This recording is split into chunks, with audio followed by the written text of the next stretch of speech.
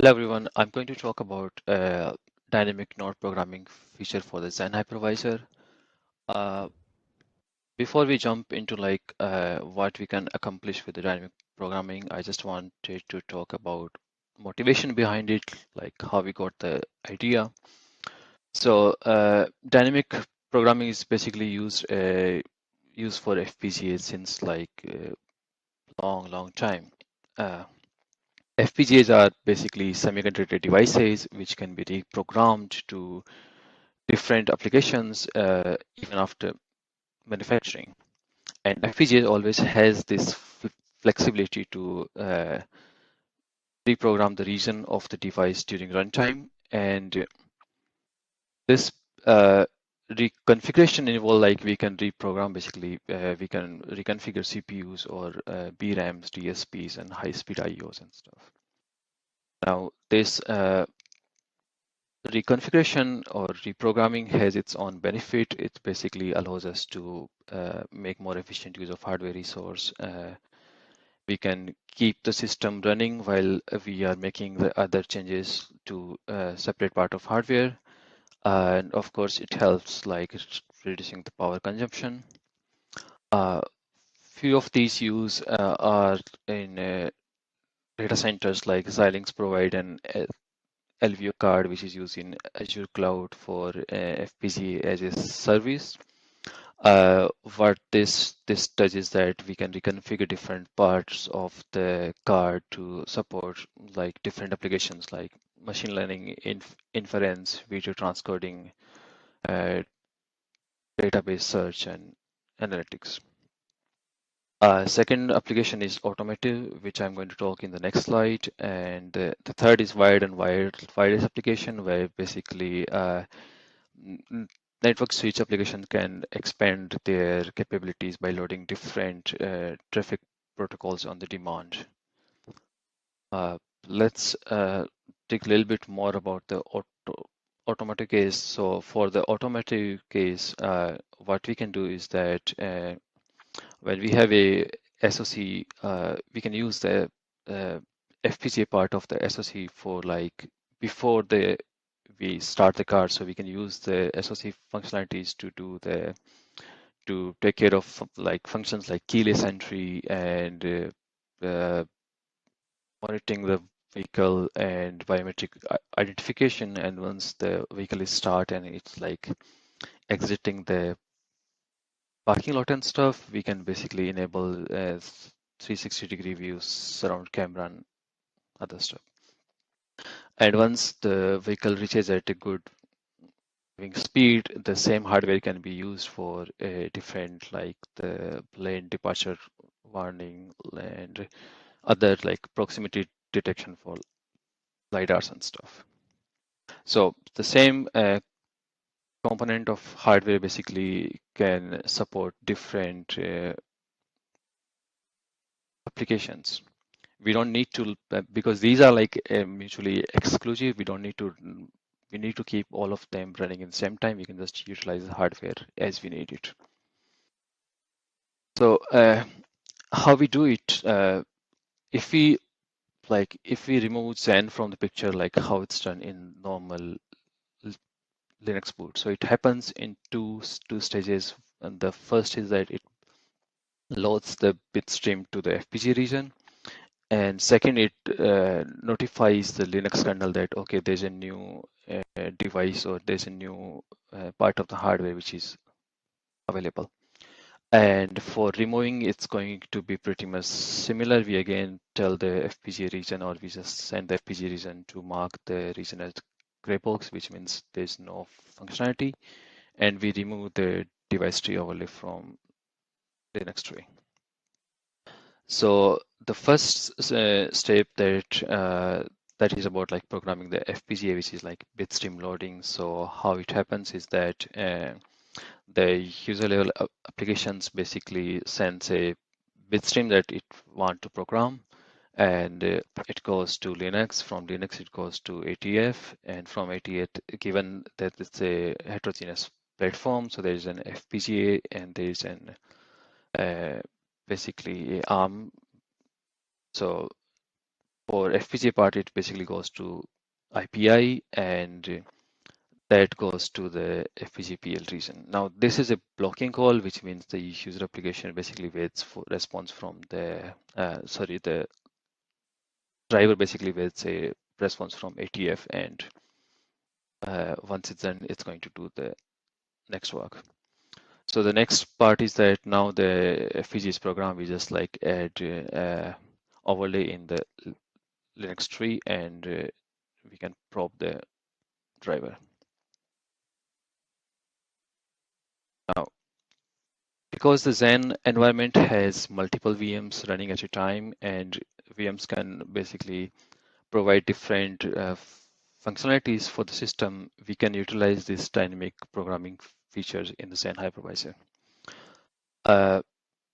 But right now, the problem that Xen has that they don't have support for overlays at all, and it can allow the uh, FPGA utility to basically program the FPGA hardware, but there's no way for there's no existing way for us to update the Xen device tree, and there's no existing way for us to like inform the Xen hypervisor that there's a new node available.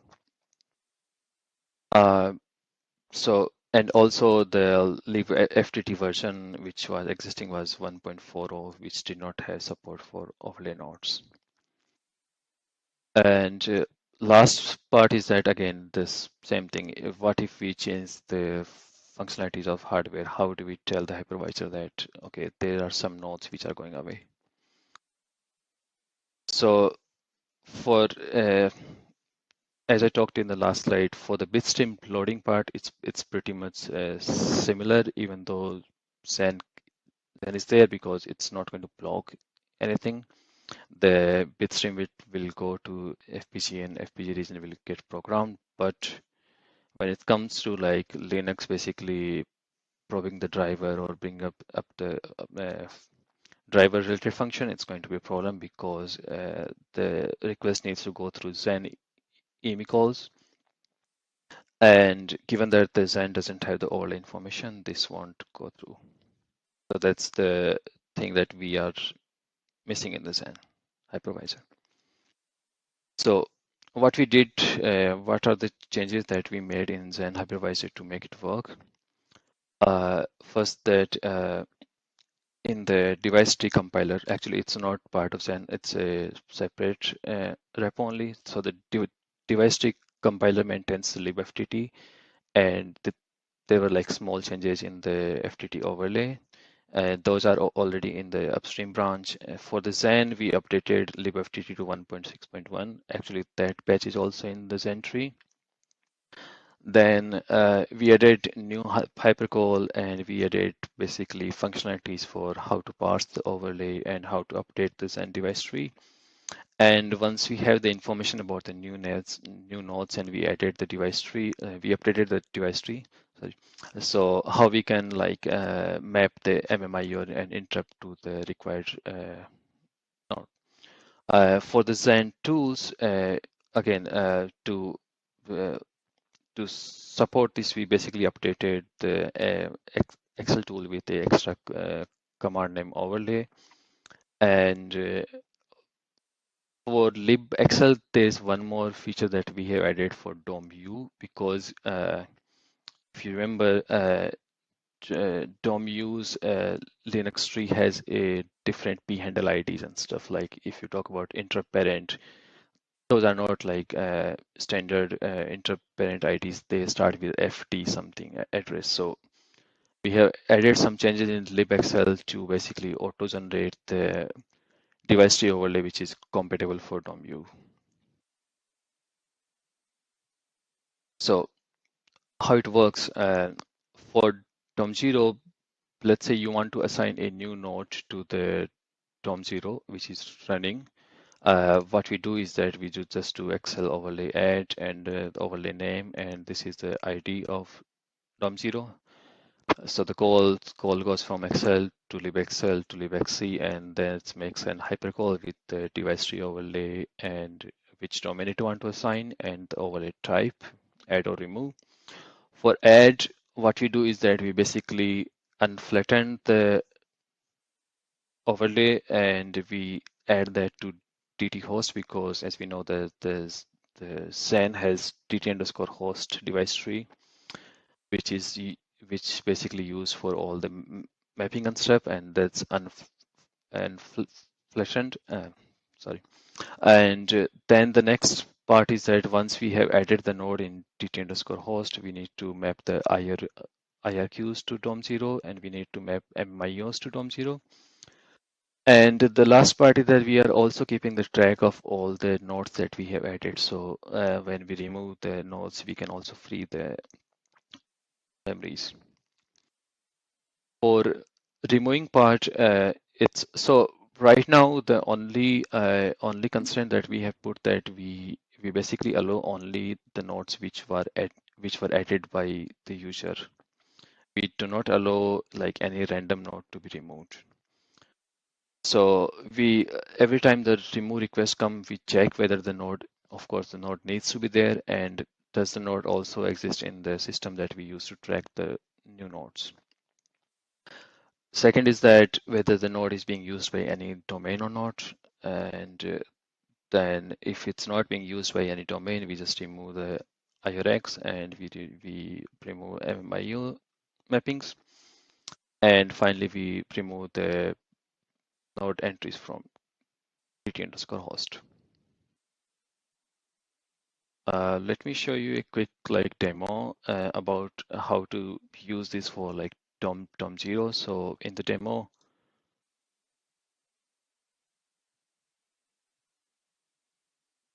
So you're the presenter. Do you want to do it? Or you want me to do it? yeah, So you're the presenter. okay, Okay. So I'll make myself presenter, and then I will copy this link here, and I will share an external video.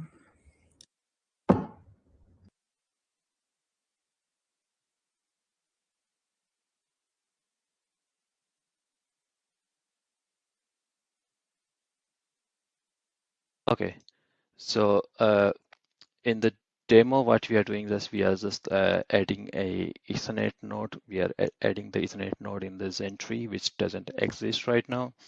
So there is no IP addresses and stuff. So what we did was that we added the overlay node and assigned to DOM0, and then we did the mod pro for DOM0 Linux, and we can see that the Ethernet driver is up, and we were able to basically do the test for downloading the file.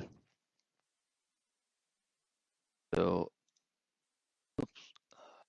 Okay, I think we can move to the next slide. Okay. So we saw that how it works for DOM0, and we earlier talked about for DOMU, we will need little bit modification in the device tree overlays to make it compatible for DOMU.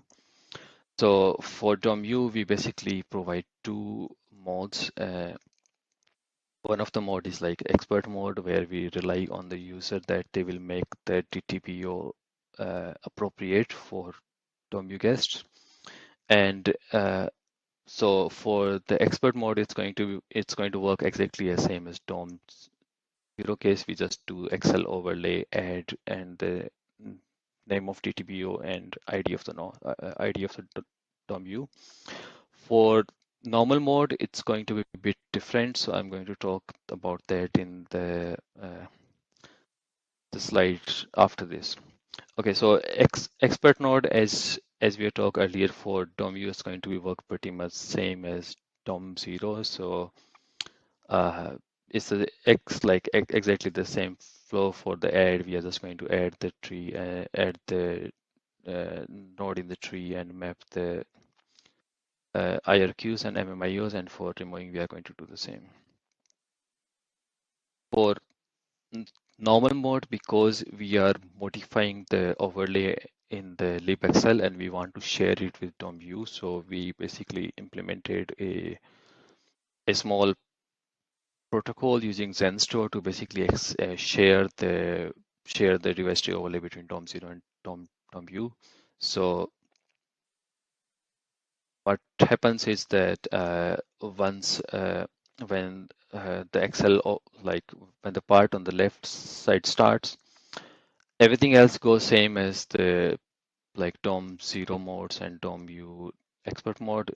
Just the libxl has extra step, and what it does is that it waits for a get overlay application to start from DOM U, and what that application does is that it creates a few entries in XenStore to exchange the data. And so get overlay first like writes for uh, by sender we mean libxl, and by receiver we mean get overlay part.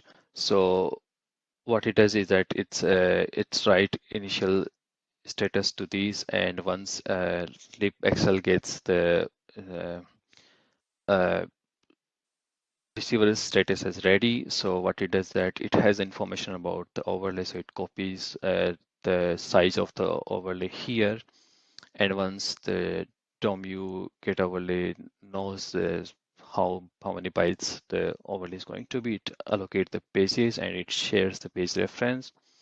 And once libxl gets the page reference, it's basically copies the overlay to that page and it marks as done. And then DOM-U basically copies and unshare the pages.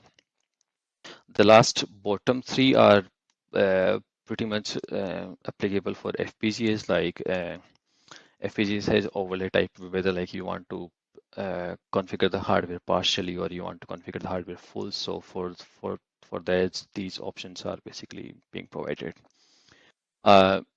So once the get overlay basically copies the file, we also provided a get overlay.sh script, which is a bash script, which can also take input about like what is the name of the node that you want to, and what is the name of driver that you want to basically probe once this node gets in the tree. Okay, can we also play this?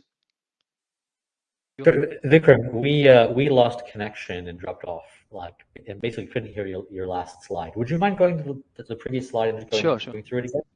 Is that all right? sure. Yeah, 30 people that, that didn't hear anything about the slide. Thank you. no worries. Yeah.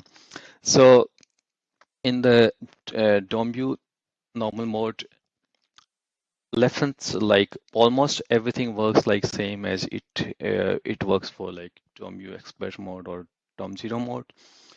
libxl has like one extra small step which it used to share the modified overlay with DOM-U.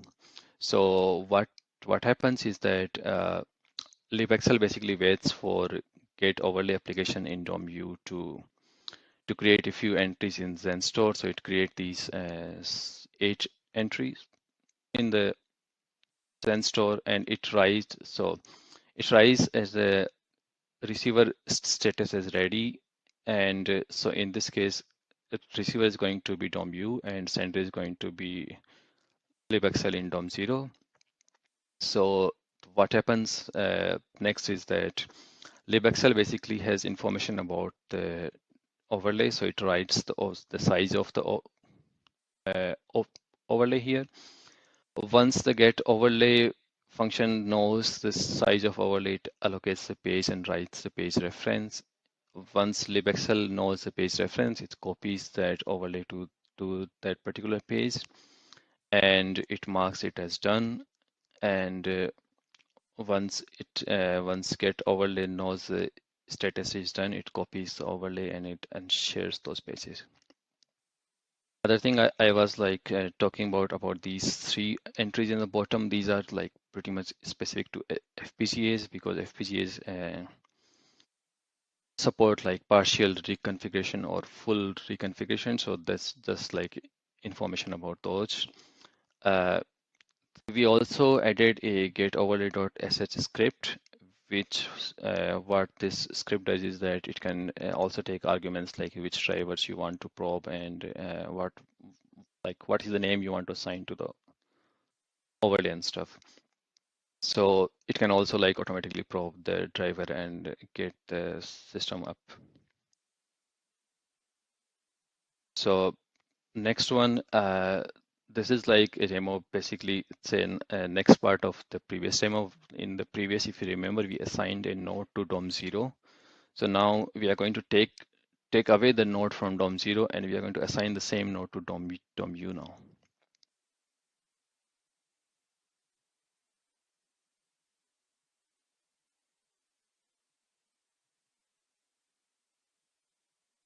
So we have two domains here. One is so guess 0 is to domain 3. And the node was basically assigned to DOM0, so we are going to remove it from DOM0 and then add it to DOM3.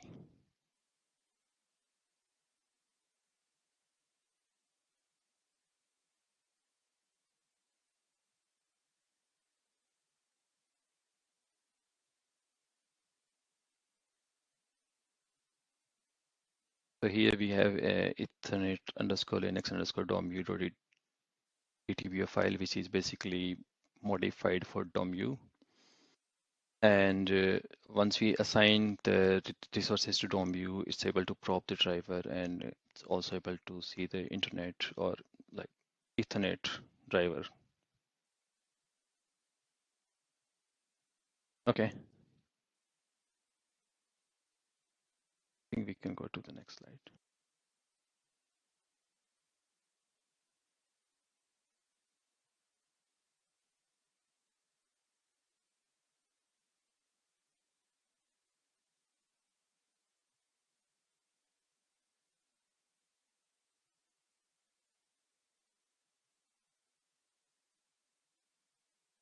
I don't have control to move to the next slide.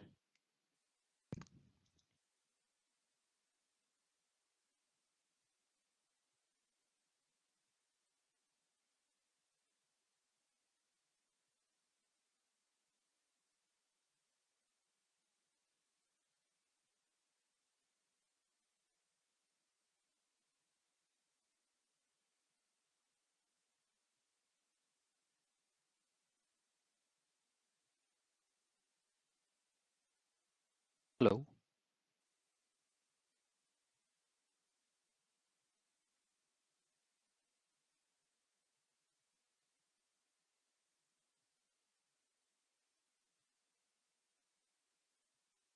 Okay. So I'm assuming that everyone can hear me now.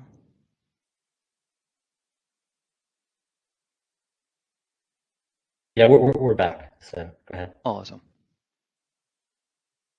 So yeah, in short, I just like wanted to show the commands that we use for DOM0 DOM-U mode. So we just like, this is pretty simple. For DOM-U, we like, this part is like same as the previous. It's just we add the overlay node name and type of the overlays, and from DOM-U we just like start this script which basically takes care of the data transfer between DOM0 and DOM-U. And for remove, it's pretty much still here, it's same, and we just add the name of the overlays and type and stuff that we did earlier. So this is how we can use it for both the DOM0 and DOM-U's. We already sent, I think, V3 patch, and we are going to send V4 now to the upstream, and probably it should be in the tree very soon. Yeah, that's all I have. Okay, are there any questions?